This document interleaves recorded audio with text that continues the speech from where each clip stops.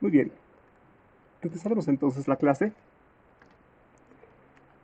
La anterior habíamos abordado algunos temas básicos acerca de de la resistencia y la capacitancia, ¿no? Como propiedades de ciertos elementos eh, justamente resistivos o capacitivos, ¿no? Estos elementos, este es un condensador. La capacitancia es su propiedad, ¿no? De almacenar cargas por unidad de voltaje. Y lo mismo sucede con lo que son las resistencias, ¿no? Bueno, la resistencia ya hemos definido que es una oposición a la corriente, ¿no? Entre dos terminales de cierto material conductor, ¿sí? Si dividimos la tensión que hay entre dos superficies equipotenciales del conductor, entre la corriente, pues si aumentamos la resistencia, la corriente va a ser mucho menor, ¿no? Eso. Entonces ahora lo que voy a hacer es la introducción a los circuitos, es decir, a utilizar estos dos elementos que habíamos visto en la anterior clase eh, para ver cómo actúan en un circuito cesado, esta vez, ¿sí? Es decir, donde la trayectoria de la corriente va a ser un lazo, un bucle. Empezaremos entonces. Bueno, aquí tenemos en la imagen a la izquierda, pueden ver una carga positiva, ¿no? Bajo la influencia de un campo eléctrico, ¿sí? Ya que esta es una carga positiva, la dirección que va a tomar en presencia únicamente de este campo va a ser en el sentido y la dirección de este campo, ¿no? Entonces su velocidad va a ser paralela y con el mismo sentido que el campo eléctrico. Esto en un tiempo cero, ¿sí? La partícula cargada va a estar a una distancia, si ponemos este como el punto cero, el origen de coordenadas, va a estar en un principio en esta posición, ¿no? En el tiempo cero. Posteriormente va a pasar un tiempo, ¿sí? Eh, va a pasar un tiempo t sub 1 desde que hemos visto esta partícula por primera vez aquí. Y en la imagen a la derecha podemos ver que la partícula ha cambiado de posición, ¿sí? Su velocidad tal vez está variando en el tiempo, pero eso no es una cuestión que vamos a ver ahora. Entonces, aquí, en estas partículas que están cargadas positivamente y están en la dirección de este campo eléctrico externo, el potencial es de la siguiente forma, ¿no? El potencial es la diferencia de potencial entre la posición uno y el potencial en la posición 2 siempre es mayor que cero. Esto es un tema de electrostática, ¿no? Esto significa que si queremos que la partícula se mueva en oposición, es decir, que vuelva nuevamente a la posición de inicio, se tiene que hacer sobre ella un trabajo, ¿no? Externo. Tiene que haber algún agente que lleve nuevamente a la partícula hasta su posición original. Y este no puede ser solamente el campo eléctrico, ¿no? ¿Por qué? Por razones que las veremos adelante, ya que este es un campo conservativo, ¿no? El campo no lleva a la partícula por sí solo. Ok, entonces, vamos a demostrar con un ejemplo lo que les había dicho hace rato. Entonces, aquí dice, demuéstrese que en un conductor no es posible mantener una corriente estacionaria con un campo eléctrico de cargas estáticas. ¿A qué nos referimos exactamente con esto? A que si dibujamos, por ejemplo, un circuito, una trayectoria cesada,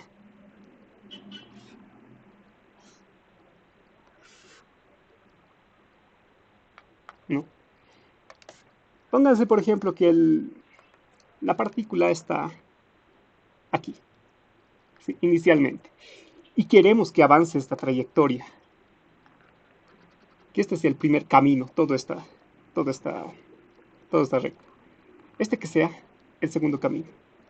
El tercer camino es este, en esta dirección, ¿no? Y el cuarto camino de retorno a la posición inicial es este, ¿no? Entonces hay cuatro caminos. Uno, dos, tres y cuatro. Queremos que esto vaya, que recorra el bucle. Y aquí, por supuesto, no nos podemos olvidar, hay un campo eléctrico. Entonces, lo primero que podríamos aprovechar de la anterior clase es justamente hacer para la partícula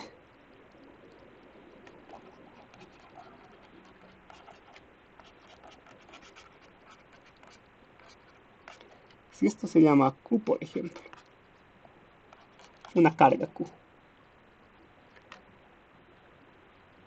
Podríamos aprovechar la integral de... Podríamos aprovechar esto, ¿no? El, el trabajo que va a realizar a través del bucle cesado, ¿sí? Pero conocemos por la ley de Ohm vectorial o puntual que habíamos visto en la anterior clase, que el campo eléctrico es igual a la conductividad por la densidad de corrientes, ¿sí? Y esto sigue el elemento de línea, ¿no? Del campo eléctrico, mejor dicho, el elemento de línea de la trayectoria. Ahora, ya que se trata de un conductor, si hacemos el corte transversal, ¿no? La densidad de corriente va a estar en paralelo con cualquier elemento de recocido. Entonces, por ser una trayectoria de un conductor, le vamos a llamar así, en un conductor,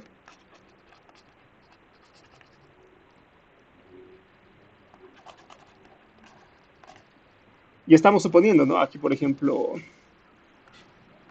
el campo eléctrico ya sabemos, mejor dicho, la densidad de corriente es paralela, ¿no? Al campo eléctrico.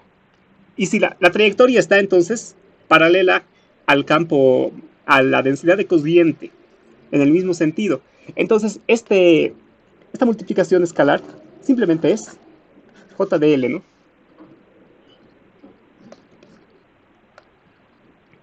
Entonces, ¿en qué se va a convertir esto? Esto se va a convertir en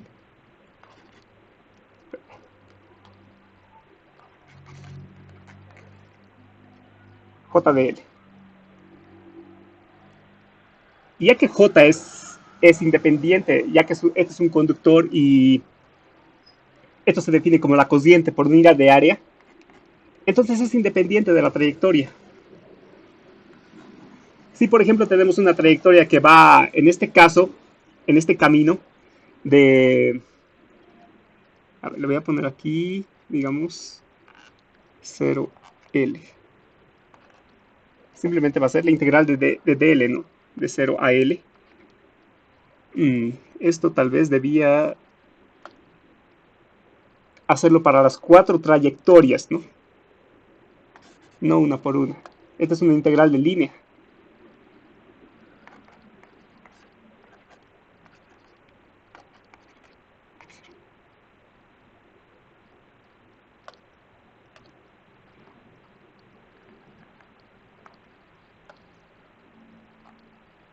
Así lo podría formar. Camino 1, camino 2, camino 3 y el camino 4. Hay cuatro caminos. ¿Sí?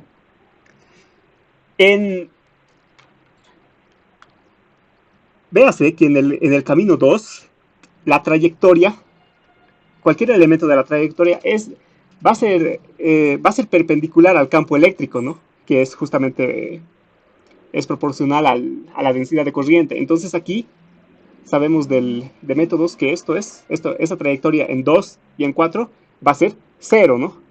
Por la ortogonalidad. Esto va a ser 0 y esto va a ser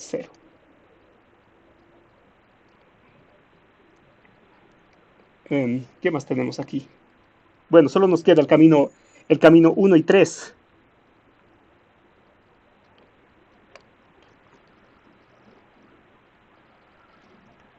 Entonces,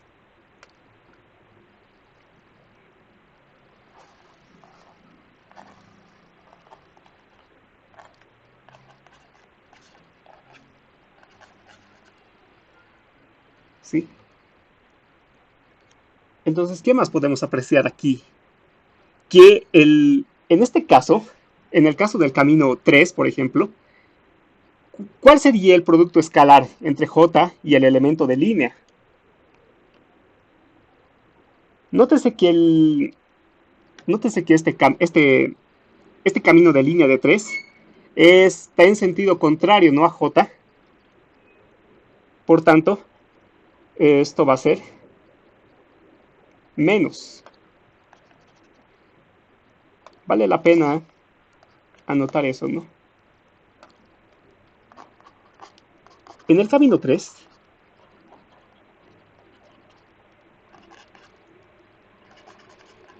J y DL son antiparalelos.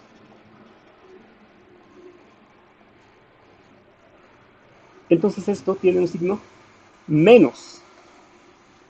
Esto nos indica que toda la integral es cero, ¿cierto? Si anoto esto como una ecuación A, este sería el resultado de toda la integral que habíamos hecho antes, es nulo en este, en este, en este, en este camino que hemos elegido. Entonces, debí, tenemos que hallar una especie de contradicción física, ¿no? A este resultado.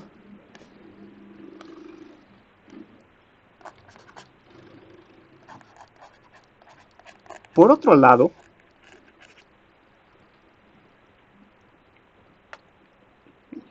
tomar una hoja más. Por otro lado,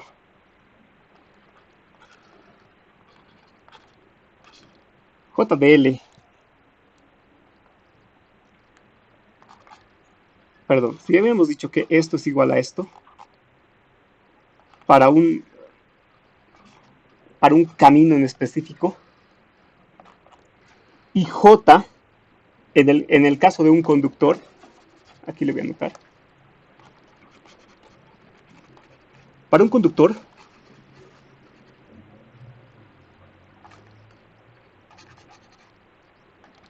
J va a ser igual a la cociente sobre el área transversal, ¿no? Que está atravesando, y esta es una constante. Por eso es que ha salido del integral, ¿no?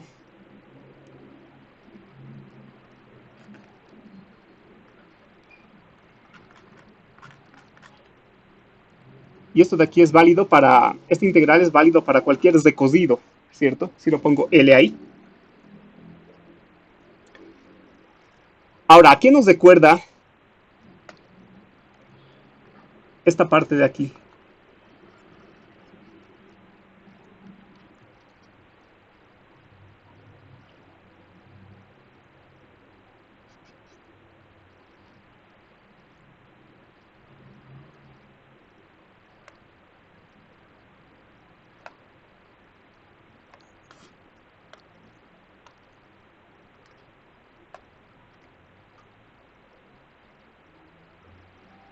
Bueno, esta parte, aquí le voy a poner menos 1, ¿no? Es, el campo eléctrico es 1 sobre la conductividad por, por el vector densidad de corriente, ¿no? ¿A qué nos recuerda esa parte en verde? Esa parte en verde es la resistencia eléctrica, ¿no? Y aquí tenemos la cociente. Si esto lo llamamos B, B es igual que A. Por tanto,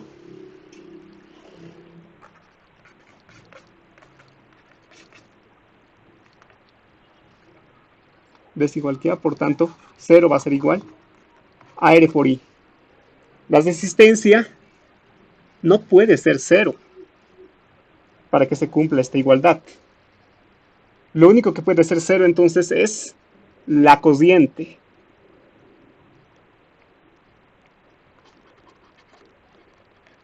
Entonces, en esta trayectoria, con el campo E,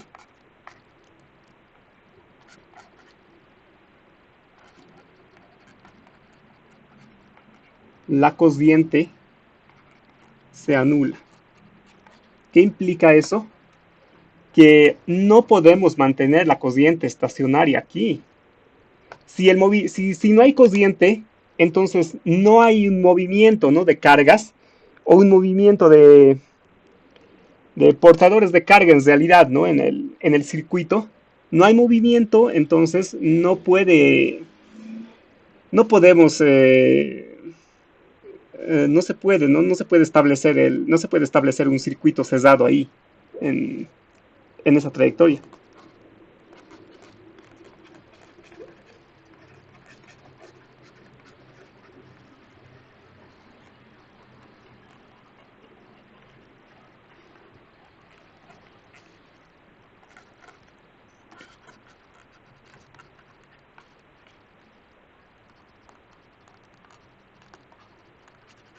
No se puede. Esa es entonces una demostración más heurística, ¿no?, que otra. Más heurística que otra cosa. Entonces, los circuitos físicos sabemos que existen. ¿Cómo los establecemos entonces? Bien. Este es un esquema básico, ¿no?, de los circuitos que sí, que sí pueden mantener ese movimiento de cargas. El esquema más básico es que en el circuito ponemos una fuente, ¿sí? Una fuente o fuerza electromotriz, ¿no? Y esta generalmente es de naturaleza química. Podría ser una batería, ¿no? Este elemento es el que va a ser capaz de mantener a las cargas en movimiento en el circuito, ¿sí? En un circuito básico, un circuito básico está compuesto, ¿no?, tanto de la fuerza electromotriz como de una resistencia al paso de la corriente, ¿no?, que hay en el circuito. Entonces, aunque haya, aunque haya disipación de calor, de energía en el circuito, esta FEM va a mantener en movimiento a las cargas, ¿sí? Hasta que se agote, ¿no? Sabemos que las las baterías no son eternas. Entonces, en adelante, para nuestra notación para las baterías va a ser esta, ¿sí? Este símbolo. Parece un condensador plano, como habíamos visto en la anterior clase, pero tiene un borde más pequeño, ¿no?, que es por así decirlo, el negativo el negativo, ¿no?, de la batería. Mientras tanto está su borde positivo. ¿Y qué habíamos dicho también la anterior clase acerca de esta notación de los signos? El signo positivo obviamente tiene un voltaje mayor, ¿no?, al negativo. Tal vez esto respecto al infinito. Esto es 5 y esto es 2, ¿no? Y la diferencia de potencial entre ambas es esta, ¿sí? Bien, entonces establecemos nuestro circuito. Vemos a la corriente en movimiento. Y para justificar lo que anteriormente había dicho, es decir, hacerlo un poco más formal, podemos decir que aquí, en este circuito, hay un campo eléctrico, ¿no?, similar a lo que habíamos hecho aquí. Hay un campo eléctrico total, el cual es básicamente la suma del campo eléctrico producido por las cargas electrostáticas, o mejor dicho, las cargas estáticas. Es decir, aquí hay unas cargas, ¿no?, que están que están en los bornes de la batería. Y aquí hay unas cargas negativas que están igual, que permanecen ahí. Esto da como resultado un campo eléctrico debido a cargas electrostáticas, similar a este, ¿sí? Pero también hay otro, hay otro campo, aparte del campo eléctrico producido por esas cargas estáticas, hay un campo eléctrico producido justamente por la fuerza electromotriz, ¿no? Esto de naturaleza, esto de naturaleza química, generalmente. Si hacemos nuevamente la integral sobre el circuito, utilizando esta vez el campo total, sabemos que este campo, debido a las cargas electrostáticas, es nulo por el anterior ejercicio. Esto nos va a dar como resultado la cociente por la resistencia, ¿no?, del circuito, es decir, el lado B, ¿no?, de esta ecuación. Y nos queda sobrando este, este potencial o esta diferencia de potencial. Esta diferencia de potencial es justamente la diferencia de potencial de la batería o, o de la fuerza electromotriz, ¿no? Creo que sería más apropiado en vez de B escribir E, es decir, epsilon, ¿no? Epsilon representa la diferencia de potencial de los bornes de la batería generalmente. Aquí lo voy a cambiar eso. Me parece mucho mejor para no confundirnos con la con las unidades, ¿no?, de voltaje. Y bueno, esto pareciera trivial porque llegamos a la generalización de la ley de Ohm al final de cuentas. Pero este es un resultado que va mucho más allá, ¿no? ¿Por qué? Porque esta es la diferencia de potencial entre de los bornes de nuestra batería, ¿no? No representa simplemente no representa un potencial cualquiera. Y esto nos da como resultado que eh, esa diferencia de potencial es proporcional a la cociente, ¿no?, que se establece por el circuito. Pero de forma general, ¿qué pasaría si apilamos baterías en serie? Es decir, ¿qué pasaría si establecemos en serie una, una serie de baterías? La regla no cambia, ¿no? Aquí, aquí va a haber una diferencia de potencial entre los bornes que se va a traducir simplemente en la suma de esas FEMs, en la suma tal vez de forma más natural, la suma de las diferencias de potencial, ¿no? Y a eso tiene que sumarse todas las contribuciones. Si es que hay aquí más resistencias, también hay más contribuciones, ¿no? Aquí no sé por qué estas letras se han vuelto oscuras. Vamos a cambiarlo. Ahí está. Entonces, si el circuito está alimentado por varias FEMs, hay una contribución, ¿no? Y ojo, prevalece lo que es la polaridad de las baterías, ¿no? No es lo mismo, no es lo mismo poner esta batería con los bornes positivos arriba que una con borde positivo arriba y una con borde negativo, ¿no?, arriba. ¿Esto qué significa? Si, por ejemplo, si nominalmente esta batería, si nominalmente esta batería tiene una diferencia, ¿no?, de 1.5 voltios, entonces si invertimos, si ponemos en serie otra batería de la misma magnitud, esto va a ser menos 1.5 voltios. ¿Y cuánto nos tendría que dar la suma de FEMS? Nos tendría que dar aquí 0, ¿no? Es decir, no se va a producir ninguna corriente, ¿no?, porque los potenciales se están anulando entre sí. Por tanto, no hay fuerza electromotriz que haga mover a las cargas. Bien, entonces llegamos a esta otra relación importante, ¿no? La suma de las FEMS va a ser igual a la suma de los productos de la corriente que pasa por el circuito por por las resistencias que encuentren, ¿no?, en el camino, si es que hay una o hay varias. Bien, con lo anterior podemos pasar a lo que son las leyes o reglas de Kirchhoff. En general se las denomina leyes, ¿no? Pero en, siendo un poco realistas, estas son en realidad reglas, ¿no? Porque, bueno, esto es válido únicamente para circuitos que están hechos, ¿no?, de materiales conductores. Les vamos a llamar a partir de ahora reglas, ¿sí? Reglas de Kirchhoff.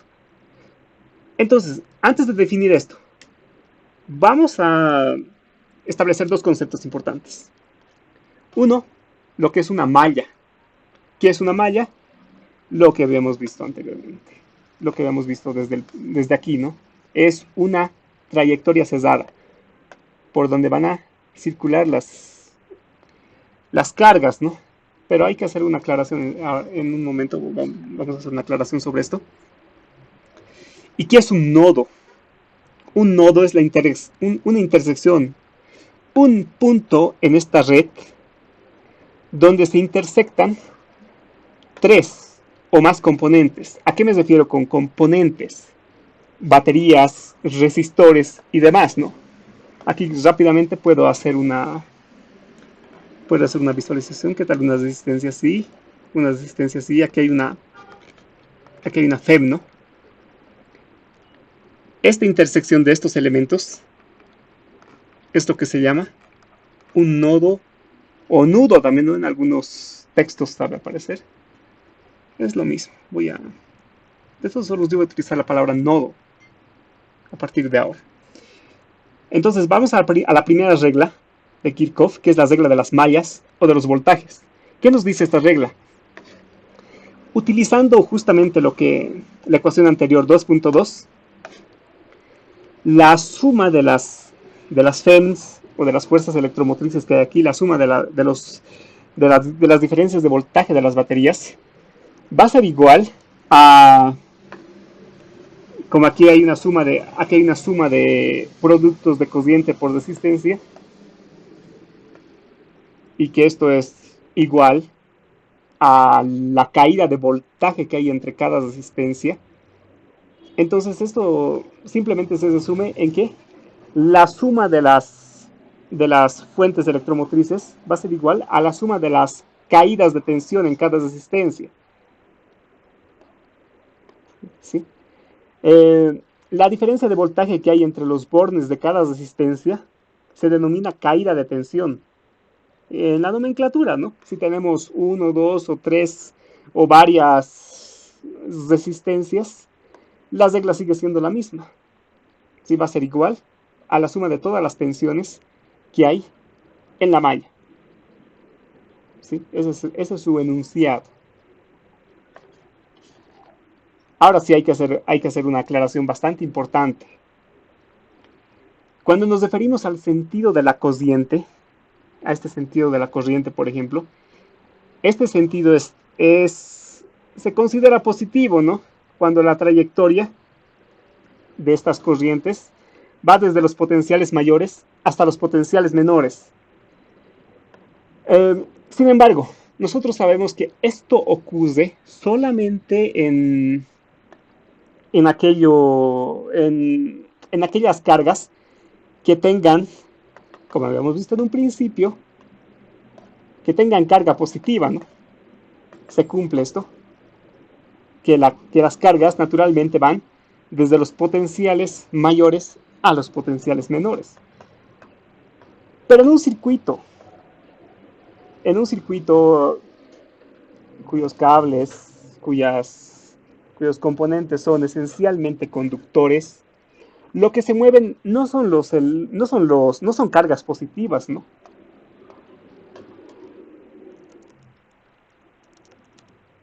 Entonces, en un circuito, vamos a ponerlo común, Esto lo voy a extender un poco.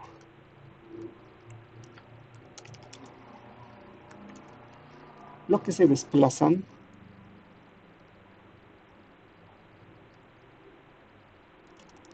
son electrones de valencia, ¿cierto?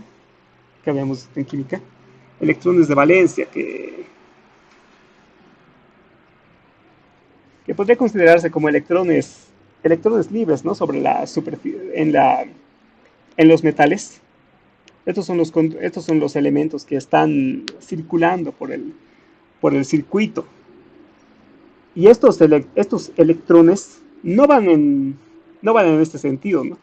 No van en el sentido de las cargas positivas. Es decir, estos van de potenciales menores hasta potenciales mayores. Entonces van en sentido contrario al de la cociente, que, bueno, desafortunadamente, como ya dije, tiene una dirección ya fijada en todo lo que es en todo lo que es circuitos. En pocas palabras, los electrones en la red se mueven de forma contraria a la corriente que se establece, ¿no? Como sentido positivo. Es decir, aquí la corriente va de potencial mayor al potencial menor. Pero los electrones en realidad se están moviendo en sentido contrario.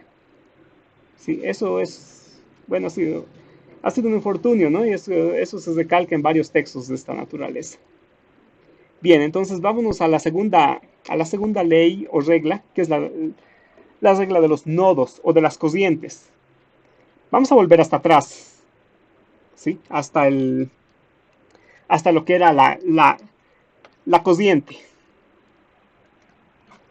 La corriente a través de una superficie la habíamos definido como la variación, en primer lugar, puntualmente como la variación de la carga en el tiempo, ¿no? ¿A qué se debe el signo menos? El signo menos se debe a que esta variación, es decir, la variación de, si tenemos, por ejemplo, una carga, aquí tenemos una superficie, ¿no? Y aquí hay varias cargas. Y estas cargas se están moviendo. Entonces no puede, a través de esta superficie, lo único que puede producirse es, es un movimiento de cargas, tal que en un cierto tiempo, en un tiempo posterior, queden menos cargas, ¿no? Aquí había muchas cargas, aquí había pocas cargas. Esto porque no puede crearse, ¿no? Cargas, no pueden crearse espontáneamente cargas, al menos a nivel macroscópico, en el estudio a nivel macroscópico no pueden crearse, ¿no? Aquí espontáneamente cargas que vaya tal que después de un tiempo el número de cargas encesadas por la superficie va a ser mayor. Por eso es que ponemos siempre el signo menos. ¿Sí? Y eso era igual al flujo de la densidad de corriente en el área. Ahora, aquí era igual la carga en verde. Si tenemos una distribución de cargas aquí, continua, muchas cargas, entonces la carga total que hay encesada ahí es igual, ¿no?, a un integral de volumen de la densidad de carga. Ahora, con el fin de que este operador de la derivada temporal entre a la integral de volumen, lo que se hace en matemática es eh, que este operador no dependa de nada sino del tiempo, ¿no? Es decir, es una derivada temporal que solamente va a actuar sobre el integrando en en función del tiempo, ¿no? A pesar de que esta densidad pueda cambiar en el espacio, este operador va a entrar al integral asumiendo eso, ¿no? Que solamente va a operar en el tiempo sobre el integrando. ¿Para qué he hecho esto? Porque en el caso de una corriente estacionaria, es decir, una corriente, ¿no? Donde el, las cargas en un punto. Aquí tenemos mi sistema de coordenadas. En este punto.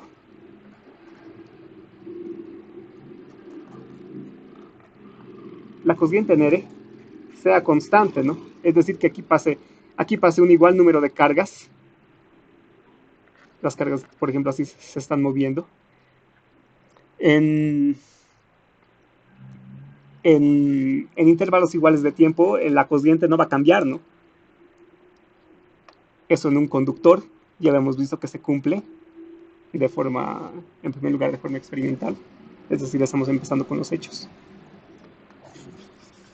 ¿Sí? Entonces, en un conductor esto no cambia. Esto es cero.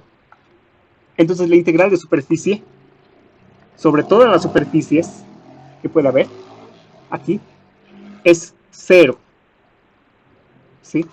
Entonces, ¿qué pasaría si, por ejemplo, bueno, aquí pueden ver una gráfica de una cociente, una densidad de cociente que está, por ejemplo, entrando por izquierda, ¿no?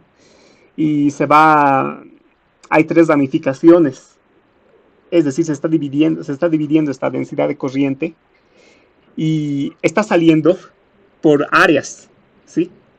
Estoy haciendo cortes a través de estas secciones por las que está saliendo la cociente.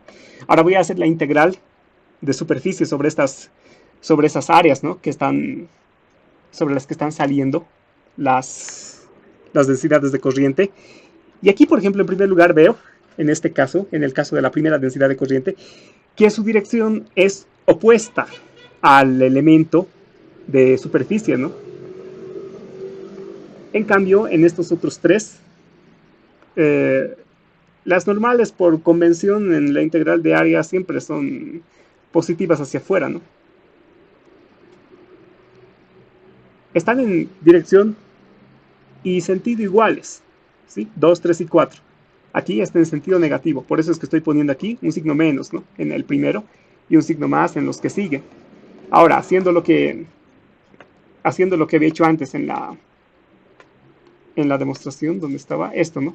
J es igual a la cociente sobre área para cada una de estas, es decir, aquí, J va a ser igual a menos corriente 1 sobre superficie 1, ¿no? Y así.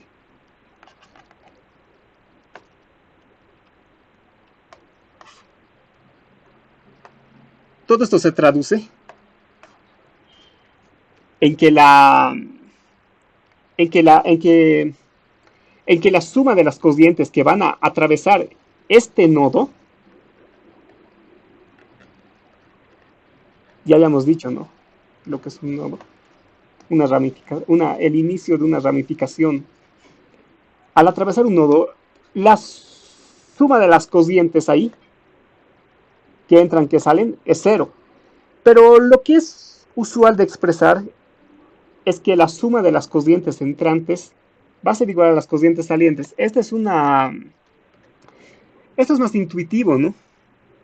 Esto es más intuitivo. Entonces, esta ecuación resume que las cargas no se crean, acumulan o desaparecen al atravesar un nodo, al menos en los materiales conductores.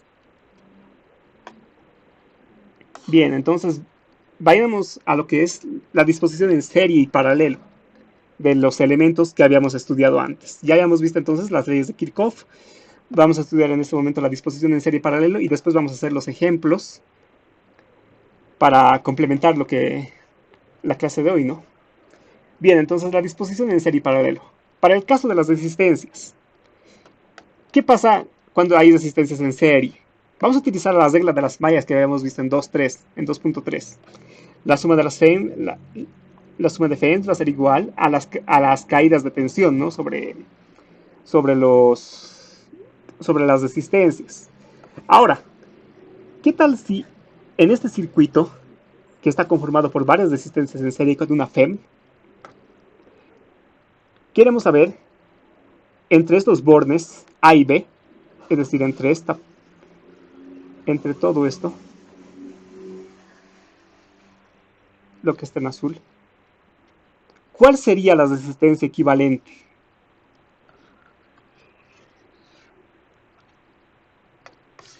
Si utilizamos las reglas de las mallas, bueno, ya hemos visto esto.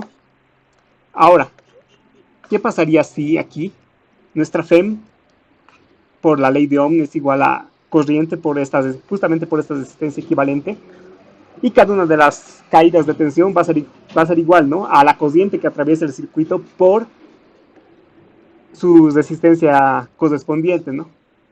Es decir, hay una suma de productos de resistencia por corriente. Y bueno, dividiendo todo esto entre la corriente, solo nos queda que la resistencia equivalente va a ser igual a la suma de resistencias que hay aquí, ¿no? Que hay aquí en el circuito. Como ven, la resistencia equivalente es independiente de la tensión que se aplique entre de la tensión que se aplique, ¿no? En el circuito. Eso simplemente, ¿no? Y esa es una relación importante. ¿Qué pasa en paralelo?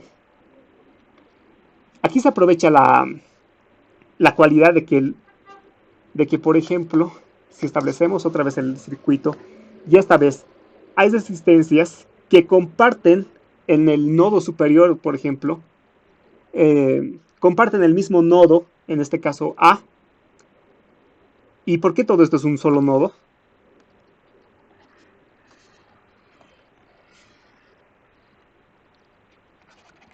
Es un solo nodo porque, bueno, en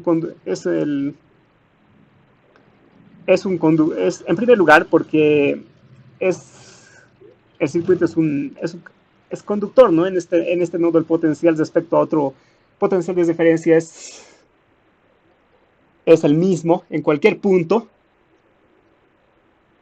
Y en segundo lugar por la definición propia de nodo, ¿no? Aquí, por ejemplo, la tensión está compartiendo únicamente un nodo de potencial X con una resistencia, aquí lo mismo y aquí lo mismo, ¿no? Solo hay un compartimiento de una de las fuentes con sus respectivas resistencias en este nodo. Es un solo nodo, aquí también. Todo esto de aquí es un solo nodo. Aquí es un nodo A y aquí es un nodo B. Entonces, entre nodo y nodo, los potenciales o la diferencia de potencial es la misma, ¿no? Ahora, quiero hallar la resistencia equivalente de toda esta construcción de resistencias, ¿no? Entre el nodo A y el nodo B. ¿Cuál va a ser la resistencia equivalente? Bueno, en primer lugar, la caída de tensión sobre cada una de ellas es la misma. La FEM va a ser, que es la diferencia de voltaje entre A y B, va a ser igual a la diferencia de a la caída de voltaje, ¿no? En R1 y va a ser igual a la caída de voltaje en R2 y así hasta el enésimo resistor. Y por la regla de las cocientes, es decir, la cociente que entra aquí va a ser igual a todas las cocientes que están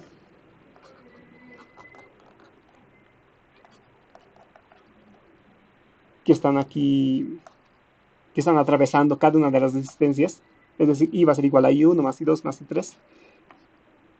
Entonces, si como en el anterior caso, esta corriente es igual a la tensión, mejor dicho, a la FEM sobre la resistencia equivalente, y esto al mismo tiempo es igual a la caída de tensión sobre cada una de las resistencias entre las resistencias y así sumando, aprovechando justamente lo que es la resistencia equivalente, ¿no? Todas las tensiones aquí son iguales a la FEM. Escribo aquí, ¿no? Epsilon, epsilon, y así hasta la enésima resistencia. Entonces, dividiendo todo entre epsilon, divido, ¿no? Divido. Solo me queda esto. Que el inverso de la resistencia equivalente es igual a la suma de los inversos de cada una de las resistencias. Aquí despejo simplemente la resistencia equivalente si conozco los valores de estas resistencias y ya hallaría, ¿no? Lo que es la resistencia equivalente. Es preferible cuando hay muchas resistencias en paralelo escribir de esta forma, ¿no? escribir de esta forma. Si hubiera solamente dos resistencias en paralelo, si despejan la resistencia equivalente, va a ser igual, ¿no? Al producto de las dos resistencias sobre su suma. Esto es fácil. Pero esto ya no es, esta regla ya no se cumple, ¿no? Pues cuando hay tres, por ejemplo, ya no es lo mismo que decir, por ejemplo, el producto de las tres resistencias va a ser de tres, ¿no? Ya no se generaliza. Pero lo que sí es general es esto, lo que se ha hallado en 2.6. En el caso de las capacitancias, ¿qué pasa cuando hay capacitancias en serie?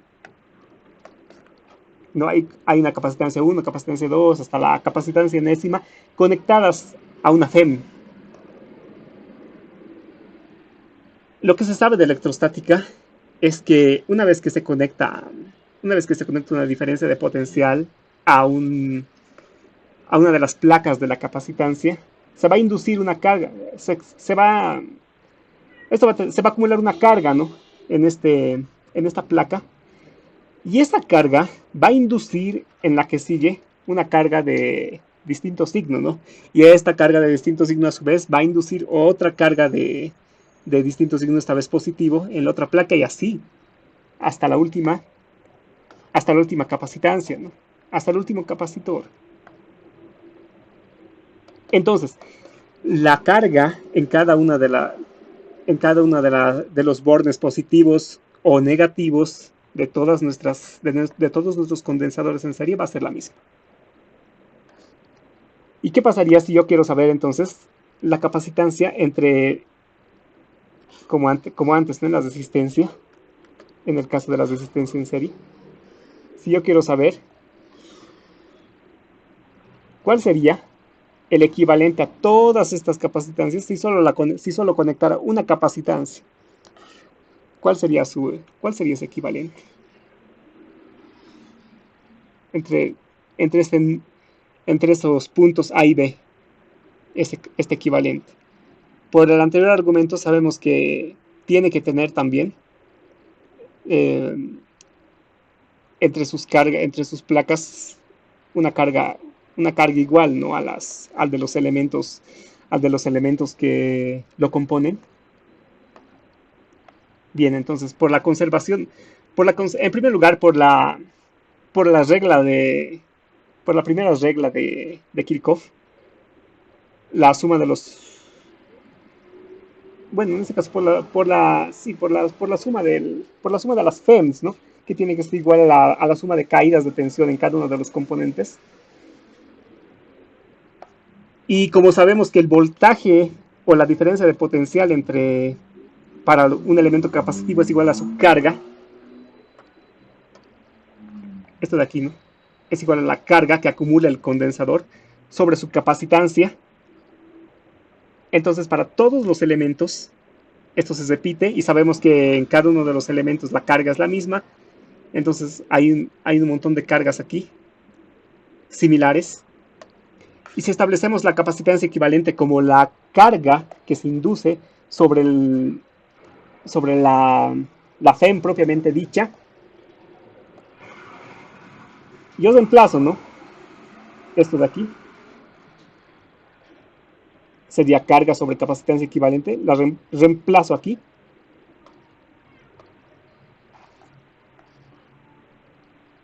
¿Y qué obtengo? Obtengo que dividiendo todo entre lo que es la carga que se induce en una de las placas del condensador, obtengo esta resistencia equivalente. ¿Y esto a qué se parece? Bueno, a lo que teníamos para las resistencias, pero en paralelo. Pero esto, sin embargo, está en serie, ¿no? Aquí voy a anotar 2.7. Otra ecuación importante que se tiene, ¿no? En paralelo, con el argumento similar, ¿no? Ahí, aquí, todo esto es un solo nodo. Todo esto de aquí es un solo nodo. Entonces la caída de tensión sobre cada uno de estos elementos en paralelo es el mismo, ¿no? es el mismo. Y si queremos saber la capacitancia que hay entre el nodo A y el nodo B, es decir, todo lo que está a la derecha de la fuente, si lo ponemos esto como una capacitancia equivalente, bueno, por esa equipotencialidad justamente la tensión sobre cada uno de estos elementos es igual a la FEM, ¿no? Y la carga. Esta vez aquí eh, no se tiene, ¿no? Como en el caso de las capacitantes en serie, una placa que induce a la otra y así en cascada. Es independiente, ¿no? Es decir, cada una de las capacitancias almacena una diferente carga, pero la carga total, al final de cuentas, se mantiene, ¿no? Aquí hay una carga total en esta capacitancia equivalente, ¿no? Si es todo este circuito, equivaldría a la composición de una FEM con una sola capacitancia. Entonces, la carga total que hay aquí tiene que ser igual a la suma de las cargas, ¿no? Que caen sobre todo los bordes positivos de las placas del condensador. Pero justamente la capacitancia equivalente del sistema reducido va a ser igual a la carga total sobre la FEM. Esto entonces reemplazo la carga aquí, reemplazo esta carga aquí, ¿no? Capacitancia equivalente por la FEM, y aquí reemplazo, ¿no? Aquí en las cargas también reemplazo lo que es su propia capacitancia de cada uno de los elementos por por la tensión, ¿no? En cada uno igual de estos elementos, pero la tensión es la misma que la FEM, ¿sí? Aquí en verde le estoy tachando la FEM y obtengo al final, es decir, si simplifico todo dividiendo entre epsilon, que la capacitancia equivalente es igual simplemente a la suma de capacitancias, en el caso de esta disposición en paralelo. Bueno, entonces esto sería la ecuación 2.8, que también se va a emplear mucho. Ok, entonces aquí, aquí vamos a hacer una pausa de 5 minutos, por favor. Si tal vez tiene alguien alguna duda o pregunta de todo lo que se ha hablado, por favor, como ya dije, ¿no? Por hoy día, en el chat o bien en este chat de Meet, o en el chat al número que les he enviado el link, ¿no? Para la reunión. Entonces, por favor, unos 5 minutos y continuamos.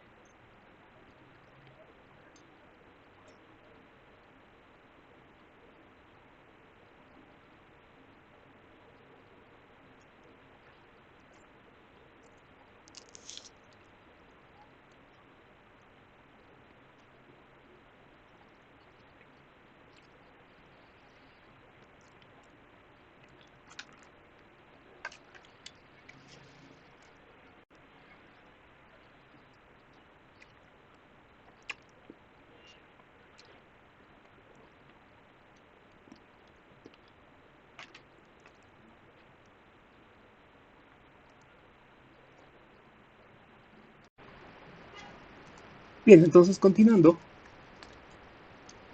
este ejemplo nos dice que hay un condensador plano, ¿sí?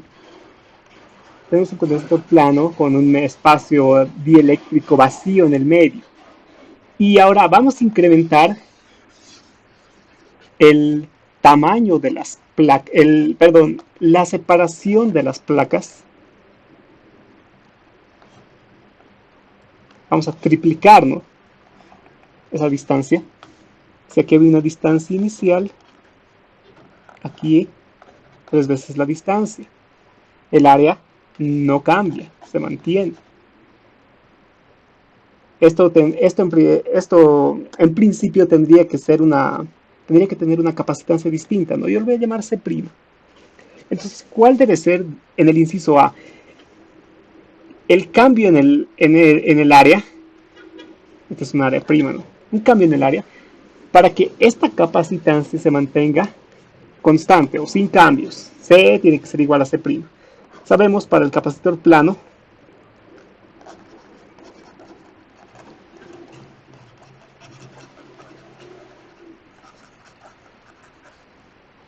para el capacitor plano, C es igual a la permitividad del vacío en este caso por el área de las placas sobre la distancia, ¿sí? Entonces C' va a ser igual a epsilon sub 0 porque el medio no cambia por esa área prima dividido entre 3, esta vez entre 3 veces la distancia. C tiene que ser igual a C', ¿no? Entonces vamos a igualar estos lados. Esto.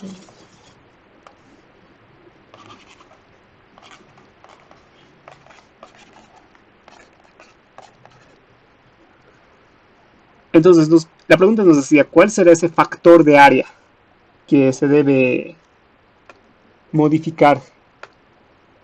Tal vez la palabra aquí clave era decir cuál es el factor que se debe cambiar, ¿no? Es que lo copié literalmente del texto.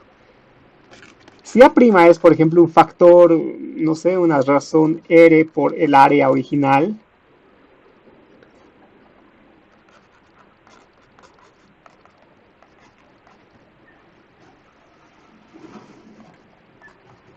entonces aquí lo divido entre todo eso y solo nos queda R, ¿no? Ah, perdón, aquí es 3. Estoy triplicando la distancia entre ambos, ¿no? Al final de cuentas, esa razón tiene que ser 3, ¿no? Y esa es una de las, esta era una de las opciones, 3. Bien, entonces eso está resuelto. Se tiene que triplicar entonces el área, ¿no?, para mantener la capacitancia sin cambios. El inciso B, ¿cuál debe ser el valor de la permitividad? Esta vez de la permitividad del dieléctrico que ponemos al interior del condensador siempre que se mantenga constante la capacitancia. Lo mismo que el anterior caso para el inciso B. C que es igual a epsilon sub 0 del vacío inicialmente, el área D tiene que ser igual a una razón, ¿no? Una razón por epsilon sub 0 por el área. El área esta vez no cambia, vamos a mantener la constante. Eso es 3 veces D, ¿cierto? Entonces, aquí, lo mismo, ¿no? Se simplifica todo, excepto R. Y si hacemos un poco de álgebra, también nos da como resultado 3.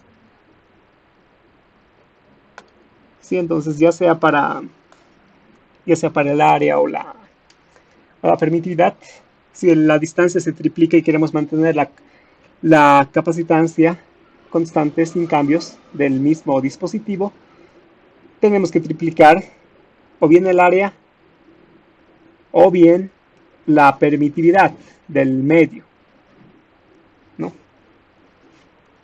Entonces, la opción aquí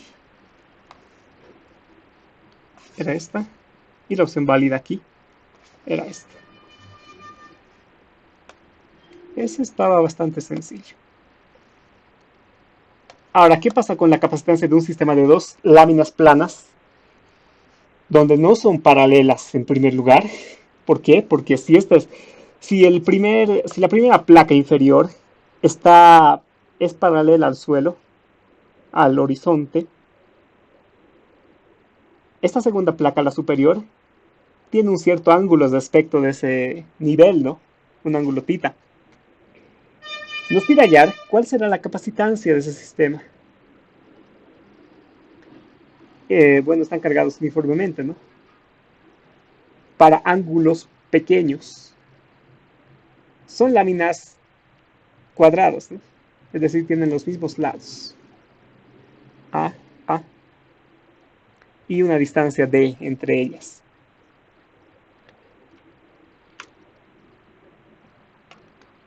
Lo que podemos hacer en primer lugar es, si es que la capacitancia total es igual a la suma de cada uno de los de elementos, ¿qué tal? Diferenciales de superficie entre placas. Es decir, lo que está en verde son elementos de área muy pequeños. ¿Sí? Un diferencial de área. Un diferencial de área. ¿Sí? Entre estos diferenciales de área hay una distancia, ¿no? Si vemos nosotros esto tal vez de modo lateral,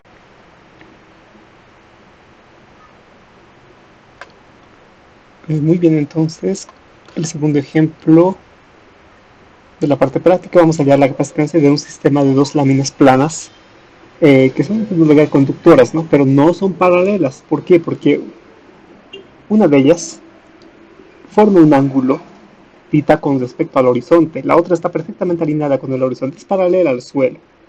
La otra tiene un ángulo de elevación y está cargada uniformemente, como se muestra en esta figura. Considérese láminas planas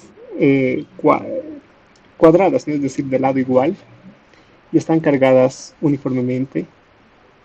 Ahora, para ángulos pequeños hay que hallar la capacitancia, ¿sí? Si estas placas son aproximadamente planas, son paralelas, un elemento de capacitancia va a ser la superposición, ¿no? De varios pares de elementos de área separadas a una distancia de, si ven aquí, de más un elemento h, ¿no?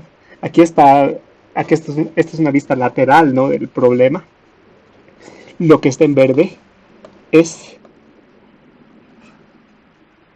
el elemento, ¿no? El elemento que estamos tomando, y lo que es blanco pues es la continuación de la placa, ¿no? Aquí. Entonces, para si fuera esto perfectamente plano, sabemos, ¿no? Sabemos que la capacitancia va a ser igual a área sobre simplemente la distancia, ¿no? Si es que fueran perfectamente planos, aquí es D y esto es el área, pero no es así, este no es el caso, pero podemos aproximarlo, ¿no? A ello, tomando pares de elementos de área. Entonces el elemento de la capacitancia va a ser igual, no nos dice nada de la permitividad, vamos a asumir la que es del vacío, el área entre la distancia que hay entre esos elementos, ¿no? D más H. ¿Cómo hallamos entonces cómo hallamos esta H? Es la única cuestión que nos falta, ¿no? Tal vez esto podría dibujarlo. Aquí, ¿no? Aquí acaba. Ahí acaba en realidad, ¿no? Ahí acaba la placa. Entonces este ángulo, tita, que es constante. Y esto tiene estoy exagerando aquí con el tamaño, pero tiene una dimensión muy pequeña, ¿no? Comparada con el tamaño total de la placa. Entonces aquí h, la altura que falta entre D y el segmento superior de área, H. ¿Cómo podría ser? Podríamos aproximarlo si esto es un elemento de X y, y esto de aquí, desde el inicio es X hasta ese elemento de la placa, con una relación trigonométrica sencilla, ¿no?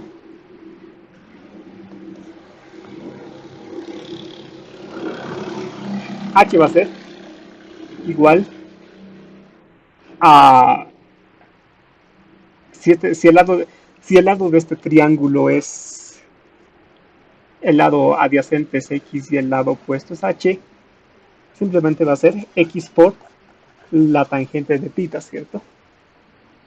Entonces, ese, bueno, esto creo que es un recordatorio, pero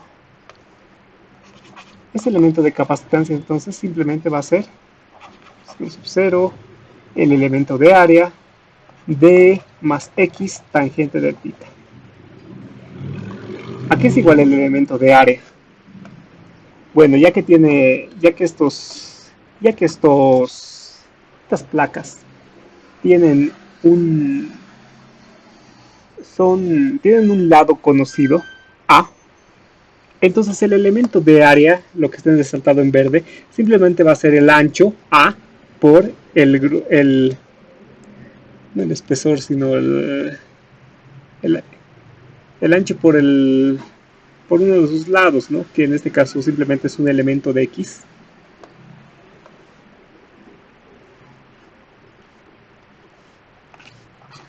DA va a ser igual entonces al elemento de X por el lado A, ¿cierto? Entonces, integrando todo esto, la capacitancia total va a ser igual, esto es una constante, sale del integral, esta A también va a salir aquí, y solo me queda resolver, ay, perdón, solo me queda resolver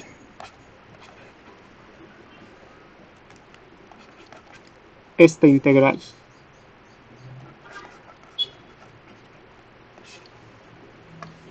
Y estoy seguro que todos conocemos el resultado de esta integral, ¿no?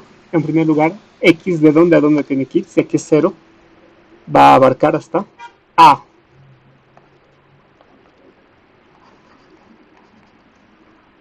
Y esta integral, d es constante, tangente de θ es constante, el ángulo es conocido, es único, todo esto es igual al logaritmo, ¿no? De d más x tangente de θ. Sin embargo, esto hay que dividirlo entre la tangente de θ.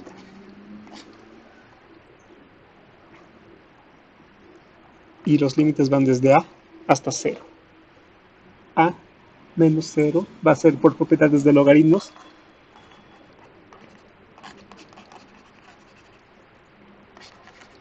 Aquí va a ser a, luego 0. Entonces aquí sería 1 más a sobre d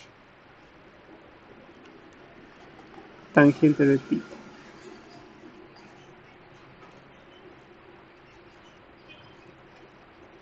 Sí, sí, está bien.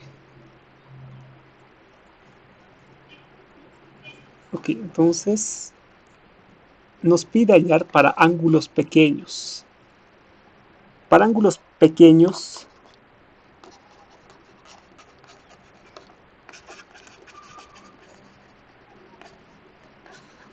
θ es aproximadamente, perdón, tangente de θ es aproximadamente θ, ¿no? ¿Por qué? Porque tangente es igual a la relación entre el seno y el coseno. El seno de un ángulo que es aproximadamente de 0 es θ y el coseno de un ángulo que es aproximadamente 0 es más o menos 1. Entonces, tangente va a ser aproximadamente θ entre 1, simplemente pi.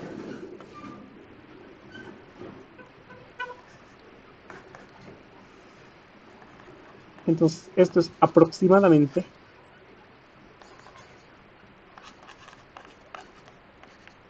esto. ¿Sí? Y también podríamos aproximar eso, ¿no? El,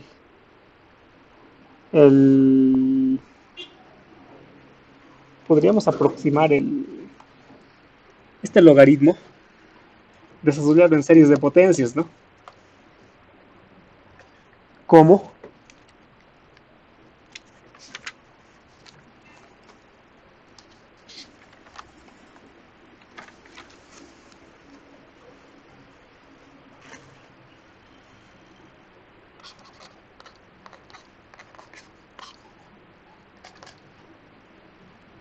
Tienen un desarrollo en series de potencias. Me equivoco, esto es x menos x al cuadrado sobre 2 más x al cubo sobre 3, creo. Y con eso se puede simplificar aún más. Pero de momento podemos dejarlo aquí, sí. Este es el resultado. El siguiente ejercicio. Aquí tenemos un trozo de material dieléctrico, epsilon, que se está introduciendo parcialmente entre las placas paralelas del condensador. El condensador de placas planas, ¿no? De la figura. Si X empieza, si este es el origen de coordenadas para el sistema, en función de X hay que hallar la capacitancia del sistema. Bien, esto parece mmm, es un problema clásico, ¿no? Pero que al principio, para los que no sabemos todavía de estas cuestiones, parece bastante complicado, ¿no? Pero hay que tener perspectiva para ver este tipo de problemas, ¿no? Si este es un condensador formado justamente por vacío y por este relleno dieléctrico, ¿cómo se podría verlo? ¿Cómo se podría verlo en su conjunto? Lo más fácil es asumir que este está compuesto de una parte de un condensador que tiene un espacio vacío en medio, ¿no? Y otro condensador, el restante entre el área que está relleno con este material dieléctrico.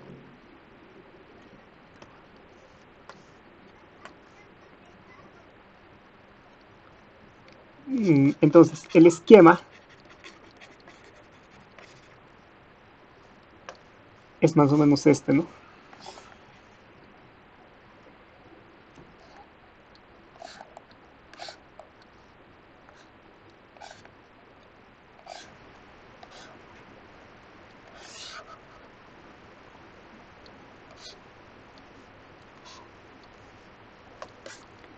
Aquí hay espacio vacío y aquí están en paralelo, ¿no?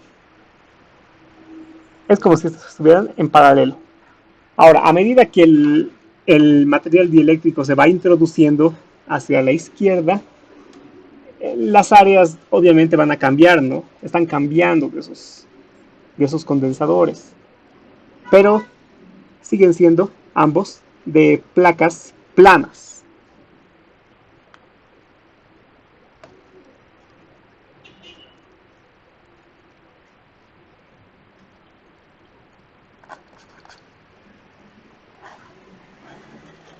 Entonces, para nuestros condensadores en paralelo, perdón, siguiente ejercicio.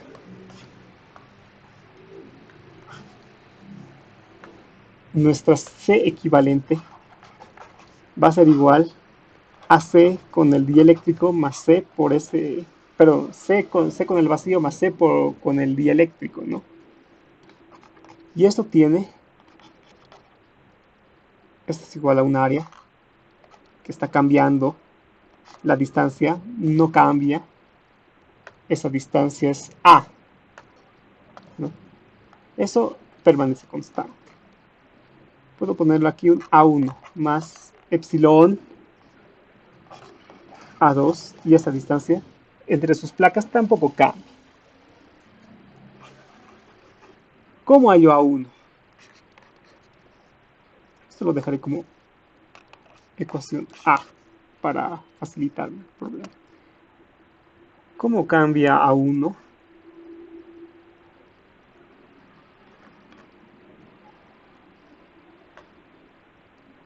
A1. Sabemos que uno de los lados de estas placas es B. Si el área total de la placa es igual al ancho por B, no sabemos cuál es el ancho,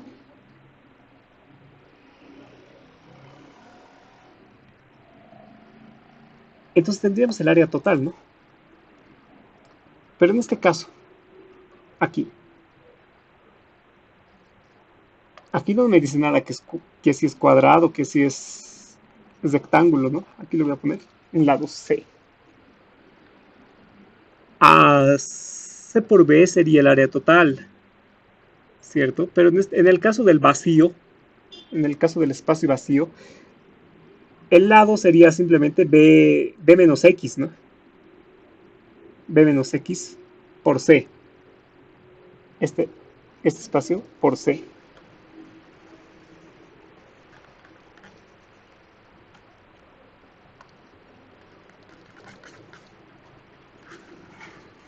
B menos X por C. Y A2 al contrario, ¿no? Ah, no, perdón. Aquí va a ser, pero me estoy confundiendo.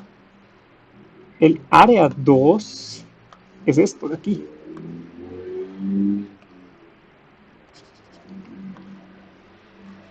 Y el área 1 simplemente es X por C, ¿no?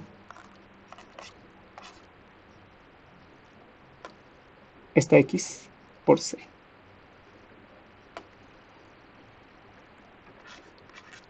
Entonces, al final de cuentas, aquí es igual a C equivalente. Esto que sea ecuación B. Entonces, B en A, el C equivalente va a ser igual a esto. B menos X por C, su área, entre A, más epsilon X por C entre A. Pero esta C no la conocemos, ¿no? Pero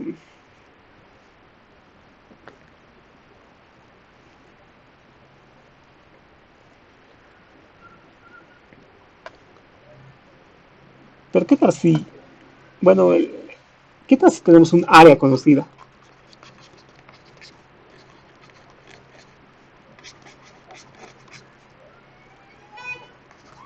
Si el área total es A igual a B por C, entonces C simplemente va a ser igual al área total entre B, ¿no? Si eso yo lo reemplazo aquí,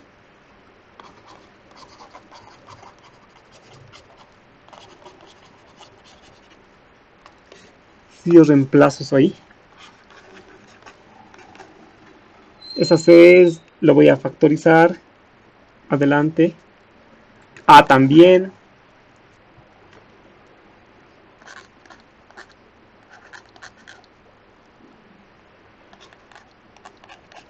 B menos X, mejor así, ¿no? B menos X más epsilon X. Sí, tendría este resultado. Esa sería entonces la capacitancia equivalente en función de X, de este condensador en particular. Vamos al siguiente ejemplo, esta vez para las corrientes. Por medio de la regla de los nodos, hay que hallar las corrientes en los resistores, en las mallas, y en este resistor de 10 ohmios. Aquí tenemos la FEM, dos FEMs, ¿no? Y 4 resistores. Obviamente por la primera malla puede pasar una corriente 1. El sentido es arbitrario, ¿no? Pero lo que importa mucho es el signo. Por aquí puede pasar una corriente de malla 2. Y por aquí esto no es ni lo uno ni lo otro, ¿no? Es otra corriente. Simplemente la voy a denominar I. Nos dice que esto hagamos por la regla de nodos. Entonces, lo más usual es inventarse dos nodos. Bueno, según el número de nodos que vean, ¿no? Que se inventan, A y B. Ahora, tengo dos mallas, tengo dos nodos. Me dice hallar por el método de nodos. ¿Cuál es la regla que utilizamos en los nodos? En el nodo A, la corriente que entre, en este caso I1, va a ser igual a las corrientes que salen, ¿no?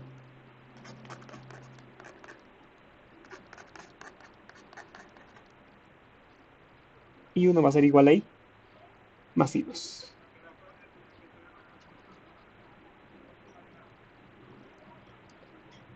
En el caso del nodo B, la corriente I2 que está recorriendo la malla va a entrar, ¿no? Va a ser, es decir, I2 va a ser igual a... Hay dos corrientes que entran, ¿no? I e I2. Va a ser igual a I1. Es decir, tendríamos el mismo caso que para el nodo B, que para el nodo A. Entonces aquí, en el nodo B, se repite lo mismo.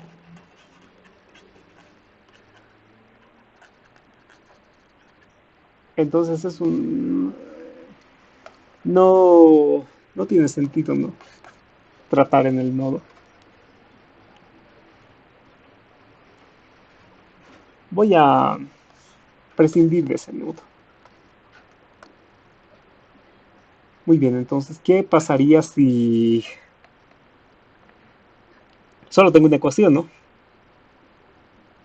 De momento, utilizando la regla de los nodos, pero tengo tres incógnitas.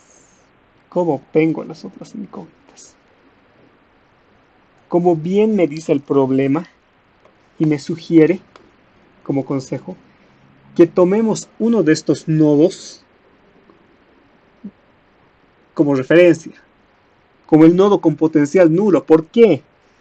Porque aquí las fuentes son caídas, mejor dicho, diferencias de tensión, ¿no? Diferencias de tensión. Pero cada una de sus placas está a una tensión con referencia a qué. No nos dicen, ¿no? Con referencia a qué. Entonces, aprovechando eso, puedo conectar uno de los nodos a lo que se dice tierra, ¿no? Lo que se llama en electrostática, lo que se dice tierra. El nodo B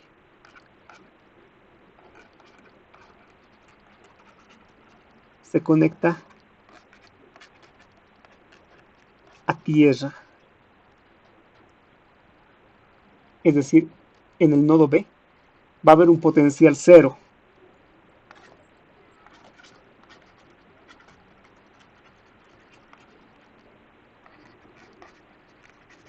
El potencial en B es igual a cero. ¿Esto de qué nos sirve esto? Bueno, ese nodo a tierra no es un nodo mágico, no es nada especial, ¿no? Simplemente lo estamos aprovechando porque para facilitar los cálculos, ¿no? Vamos a poner en ese nodo el- la referencia o tierra punto cero o como se le denomine, ¿no? Entonces, tal vez el dibujo voy a cambiarlo y B va a ser igual. Este es el símbolo para tierra, ¿no? El nodo cero. Muy bien, entonces tenemos para el nodo A aplicada la ley de corrientes. ¿Qué sigue aquí?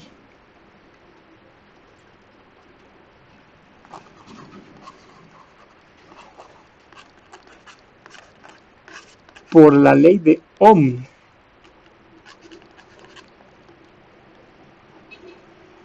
en cada uno de los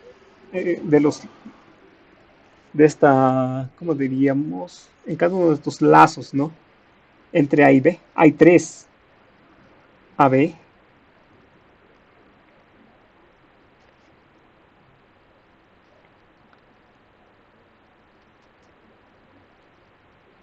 haciendo las reglas, ¿no? Yo me he definido la corriente 1 en este sentido. Entonces, la caída total de tensión, esto de aquí, supuestamente positivo, va a ser igual a la corriente 1 que también está pasando por la resistencia, ¿no? 5 por I1, esto más, menos, esto es menos y más, ¿no? Entonces está en oposición a la corriente, entonces es menos 10. Esto va a estar en sentido de la corriente, entonces es simplemente más 20 y 2. Recordemos que esto es, el nodo es 0 ahí. El valor del potencial en B, ¿no? Es 0 para el primer lazo. Para el segundo lazo, para el medio, BA menos B sub B va a ser igual al, por la ley de Ohm, al producto, ¿no? I por 10, o 10I, ¿no? Y finalmente, para el tercer caso, la corriente está en ese sentido, entonces, voltaje de A menos voltaje de B va a ser igual a la suma de las caídas, ¿no? De tensión. Si esto es más, menos, esto es menos, más, esto es positivo, 30 por I2, más esta tensión que está en contraposición a la corriente, menos 20. Esto es 0, esto es 0, y lo único que nos queda es resolver este sistema. En total hay 4 ecuaciones. ¿Cuántas incógnitas hay? Aquí hay 3 directamente, ¿no? 3. Estas son las incógnitas, las corrientes son incógnitas, ya están aquí. Y no sabemos cuál es la tensión en A. Son 4. Entonces tenemos 4 incógnitas y 4 ecuaciones. Es un sistema que se puede resolver, ¿cierto? Para evitar lo que serían reemplazos, jugar entre ecuaciones y demás, lo más aconsejable es utilizar, ¿no? Lo que ya conocí muy bien, las matrices. Vamos a organizar esto en forma matricial.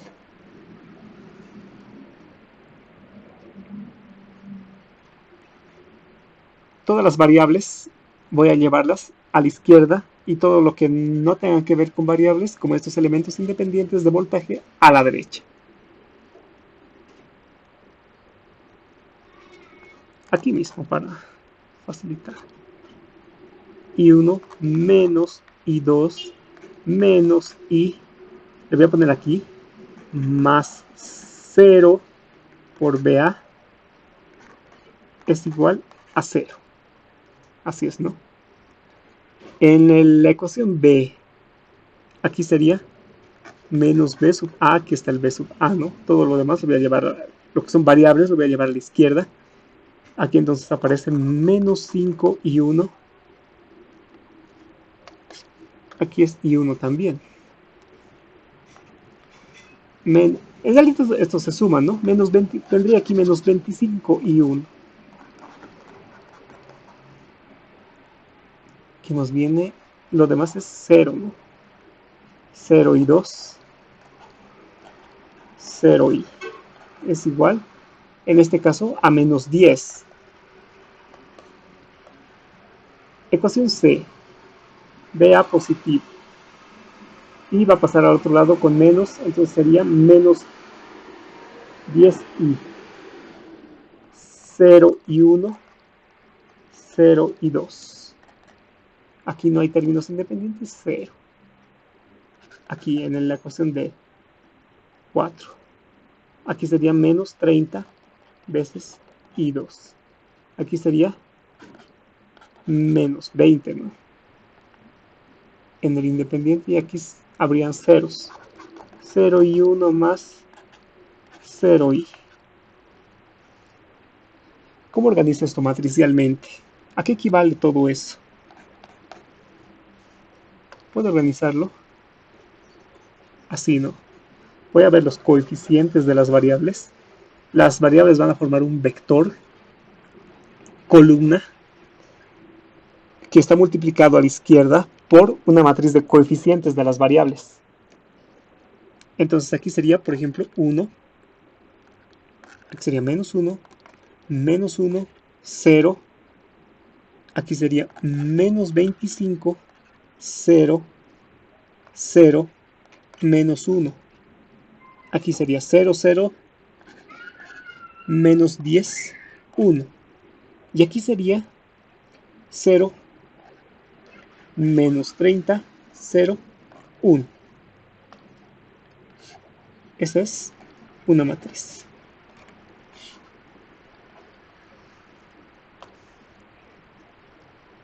Aquí sería I1, I2, I de 0, menos 10, 0, menos 20.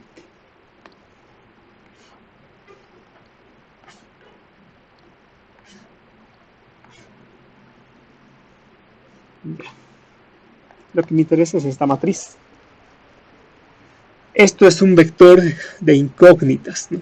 No conozco estos valores.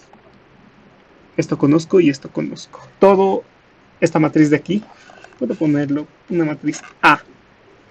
Esto puedo ponerlo, como es incógnita, una matriz X. Y esto una matriz B. Para hallar X necesito multiplicar, ¿no?, el inverso de A por B.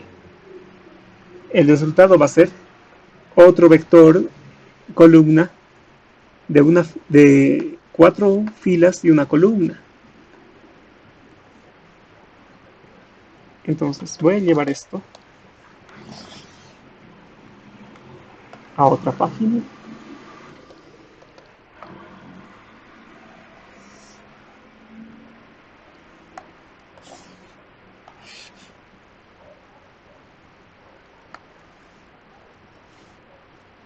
No entra cómodamente. No, lo voy a borrar esto de aquí. Ya está explicado de todas formas. Lo que me importa es esto. Ahora, X va a ser igual a esto, ¿no? Recuérdense que son matrices.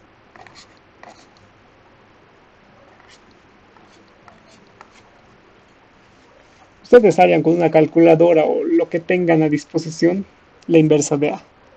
Multiplican por B. El resultado les tiene que salir I1, I2, I. Vean, no importa, ¿no? Porque solo nos dice hallar las corrientes.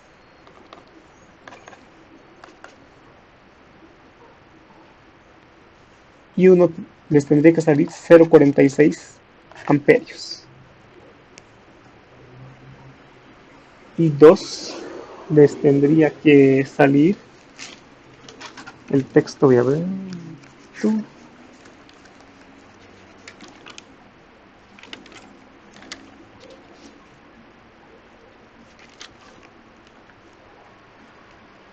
con 2 decimales, 0,62 amperios. Y esta última corriente les tendría que salir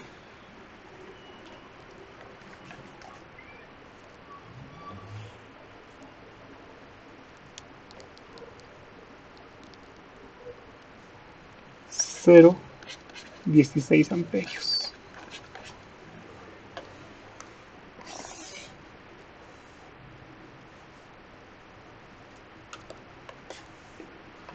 Entonces se ha aplicado lo que es la inversa de matrices para hallar, ¿no?, el resultado. Vamos con este ejercicio ahora, esta vez por las reglas de las mallas y los nodos. Por las reglas de las mallas hay que hallar las cocientes en cada resistencia. Hay 1, 2, 3, 4 resistencias. Lo mismo hay que comprobar por las reglas de los nodos. Bueno, debido al tiempo, vamos a hallar simplemente por las reglas de las mallas y como tarea ustedes podrían hacer para la regla de los nodos, tendría que darles lo mismo, ¿no? Aquí entonces voy a, por la regla de las mallas, hay 4 mallas. Voy a Entonces voy a definirme 4 corrientes, ¿no? Por aquí está pasando una corriente 1. Voy a ponerlas a todas el mismo sentido. Si me da alguna menos, lo único que representa es que debía tomar la corriente en sentido contrario.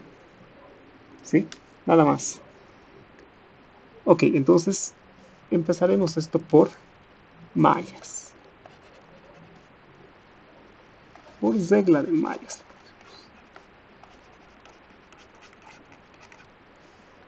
Por regla de mallas. Muy bien, entonces en la malla 1, las fuentes, la suma de fuentes.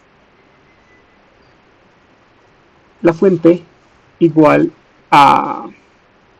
Aquí solo hay una fuente, ¿no? Una fuente de 20 voltios. Pero la fuente está en... Si añadimos aquí las polaridades, más menos, más menos. Esto no sabemos, ¿no? Porque está compartiendo con la otra malla. Pero yo lo voy a poner arbitrariamente aquí, igual, más menos. En este otro de aquí. Sabemos que este borne es más grande que este otro, entonces este es más. Este es más menos. Más menos.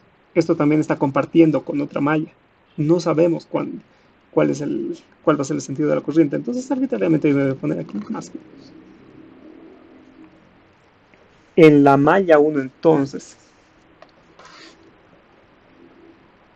la suma de las tensiones 20 va a ser igual a la suma de las tensiones o las caídas de voltaje en las resistencias.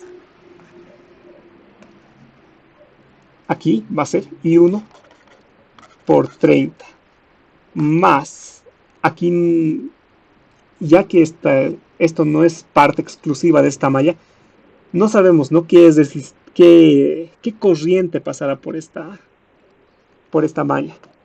Yo le voy a poner de momento una corriente I5. ¿Sí? Entonces, de todas formas hay una tensión, ¿no? Aquí. Y esa tensión va a ser igual a I5 por 20. Para la segunda malla, la tensión aquí, la suma de tensiones va a ser 10. Esto es igual a ¿qué? Aquí mi corriente está yendo para esta malla en sentido contrario, ¿no? Entonces va a ser igual a menos 20 por I5.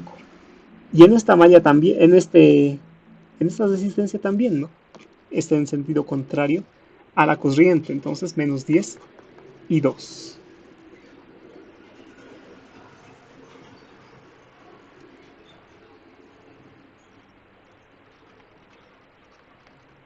¿Qué más sigue? La malla 3. Para la malla 3 entonces, la fuente, bueno, en este caso la fuente está en polaridad inversa a la corriente, ¿no? Menos más, entonces podríamos ponerla. Menos 10 es igual a la suma de las tensiones. Aquí no hay resistencia, no tomamos en cuenta. Esto va a ser igual a 10 veces. Aquí no sabemos cuál es la corriente, ¿no? La voy a poner como I6. Entonces va a ser igual a 10 por I6.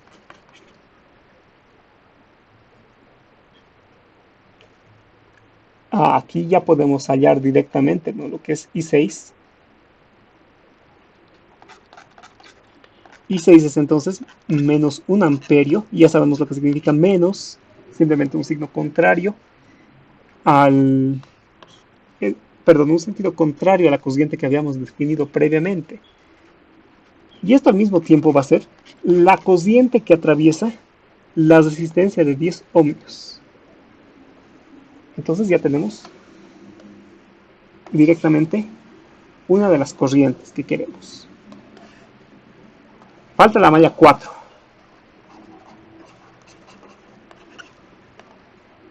En la malla 4. Eh, nuevamente, ¿no? Aquí la tensión está en oposición a la corriente menos más. Entonces va a ser menos 10 es igual a aquí hay otra fuente, ¿no? Hay otra fuente que está compartiendo. Entonces, menos 10 igual se está poniendo la corriente, menos 20, ahora sí va a ser igual a... Aquí solo hay una resistencia, ¿no? Una sola caída de tensión, que es positiva, más o menos. 40 por I3.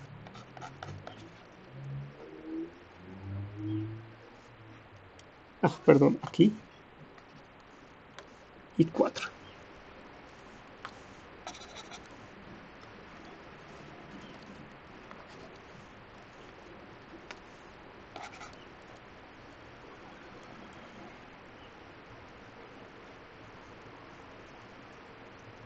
Entonces, I4, todo indica que también no. Aquí creo que hay un pequeño problema, ¿no? Porque este sector del cable está compartiendo, es compartido, ¿no? Con otra malla. Y yo me voy a definir arbitrariamente una corriente que sería I5, I6, I7.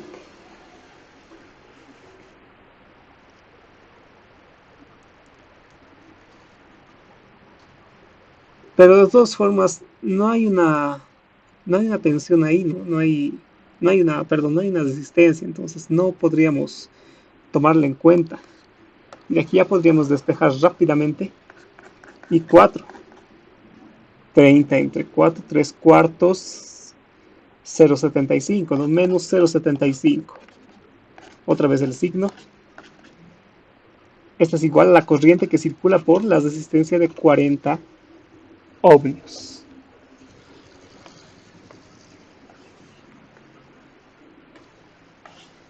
Entonces, al hacer la regla de las mallas, ya hemos hallado dos corrientes.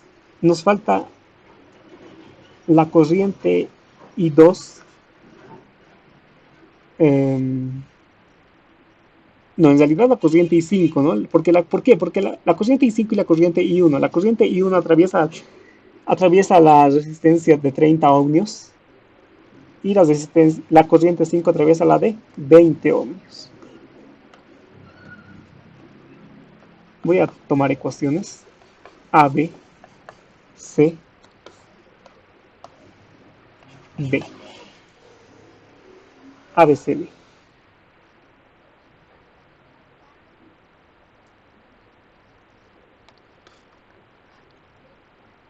Lo único que puedo hacer es trabajar entre A y B, ¿no? Es un sistema de dos ecuaciones y dos incógnitas. Entonces, puedo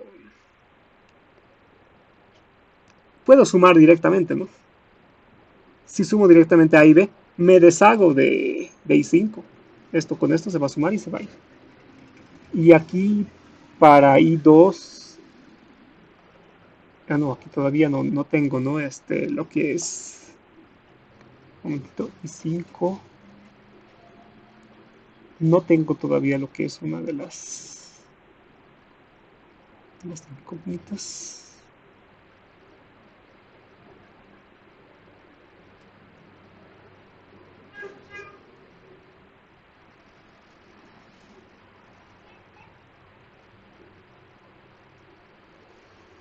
Aquí la malla 2, si se dan cuenta, aquí debía poner 10 voltios de las caídas de tensión, va a ser igual a, bueno, menos 20 de I5, que está aquí porque yo lo he definido en este sentido.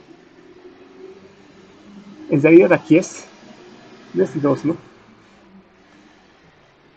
Aquí es el I6, que ya había calculado antes. Aquí está el I6, ¿no? Aquí está. Entonces, si sumo A y B, tengo I1 e I6, pero I6 ya lo tengo calculado aquí. Reemplazo esa I6 y tendría I1. Entonces,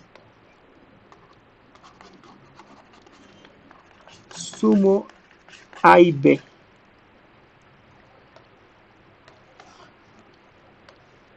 Esto me da como resultado 30 es igual, y 5 se van, y 1 30 menos 10 y 6. Pero ya sé por C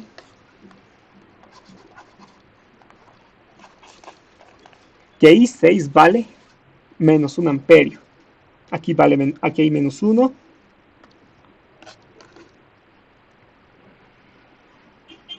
20 entre 30 sería, ¿no? Y 1, entonces es 20 entre 30, 2 tercios, 0,67.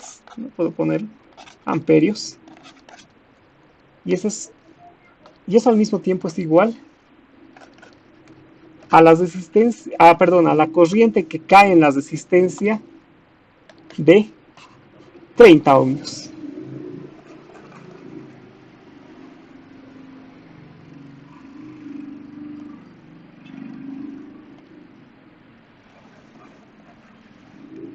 Listo.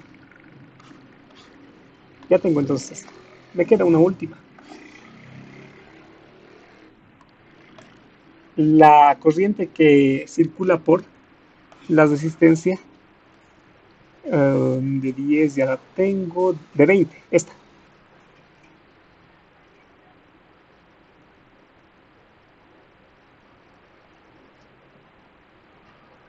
¿Cuál será esa, ¿Cuál será esa corriente? La que circula por I5. Bueno, ya tengo I1, puedo reemplazarlo en la primera, ¿no? En la primera ecuación.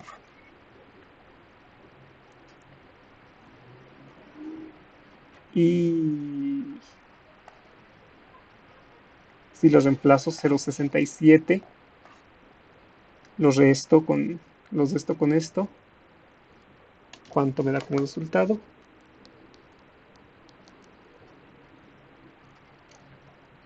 Esto es 20. Si esto no lo ponen decimales, si lo ponen directamente 2 tercios de amperio, esto me va a salir 20, ¿no? 20 y 20, 0. Entonces I5, compruébenlo, les tiene que dar 0. Esto I en la resistencia de 20 ohmios. 0 amperios. Entonces eso, ya hemos hallado las 4 corrientes por la regla de mallas. Por la regla de nodos, yo les aconsejo elegir el nodo que tiene más conexiones. Este. Pónganlo a tierra y hagan el análisis que habíamos hecho en este otro ejercicio. Les tiene que dar lo mismo. ¿Sí? Aquí, este ejercicio quería que ustedes lo hagan. Entonces, en este circuito, aquí hay una fuente, aquí hay varias resistencias. Lo primero que tienen que hacer es hallar la resistencia entre las terminales de la batería. Es decir, hagan todo lo que hemos hecho con resistencias en serie paralelo y hay en la resistencia equivalente con todo esto. Serie paralelo, apliquen lo que sea. Luego, hay que hallar la corriente en la resistencia de un ohmio. Bueno, obviamente tienen que hacer, ¿no? Ya sea por mallas, por nodos, simplificaciones.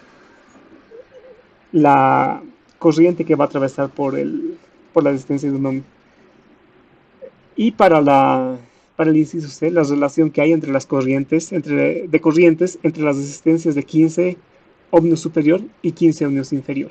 Eso les tiene que decir a la derecho. Compruébenlo ustedes y si no les da como resultado, me indican, por favor.